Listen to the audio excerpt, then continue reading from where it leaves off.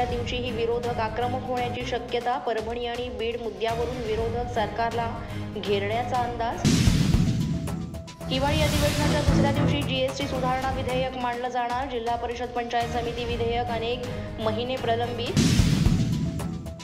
खातेवाटप झाले नसल्यानं संबंधित खात्याचे प्रश्न कुणाला विचारायचे, विरोधक यांचा सवाल. रविवारी शपथविधी झाला असला तरी अद्याप खातेवाटप झालं नाही, विरोधकांची टीका. हिवाळी अधिवेशनाच्या दुसऱ्या दिवशी मंत्र्यांना खातेवाटपाची शक्यता. कुणाला कोणतं खातं मिळणार याबद्दल उत्सुकता. 2.5 वर्षांनी मंत्री बदलणार म्हणतात, पण मंत्र्यांना जबाबदारी समजायला 2 वर्ष लागतात. किशोरी पेडणेकर यांची महायुती सरकारवर टीका. न्यायालयीन कोठडीतील सोमनाथ सूर्यवंशीचा गंभीर दुखापतीमुळे मृत्यू. शवविच्छेदन अहवालातून मृत्यूचं कारण स्पष्ट. पोस्टमॉर्टम अहवालात सोमनाथ सूर्यवंशीचा मृत्यू हा पोलिसांच्या मारहाणीमुळे झालेला. तरीही पोलीस अधीक्षक आणि निरीक्षकांवर अजूनही कारवाई का नाही, जितेंद्र आव्हाड यांचा प्रश्न.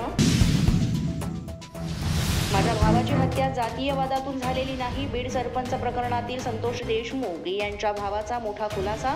लोकांनी संतोष देशमुख यांच्या हत्या प्रकरणात जात आणू नये, धनंजय देशमुख यांचं वक्तव्य.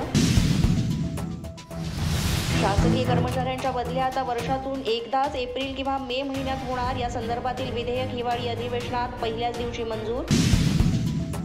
एप्रिल ते नोव्हेंबर दरम्यान मध्य रेल्वेच्या प्रवासी वाहतूक उत्पादनात लक्षणीय वाढ. नोव्हेंबर महिन्यापर्यंत 4,966 कोटी एवढा उत्पन्न. अशाच नवनवीन अपडेट्ससाठी आणि ताज्या बातम्यांसाठी पोलीस माझा न्यूज यूट्यूब चॅनल सबस्क्राईब करा. तसंच आमचं फेसबुक, इंस्टाग्राम आणि ट्विटर अकाउंट फॉलो करा.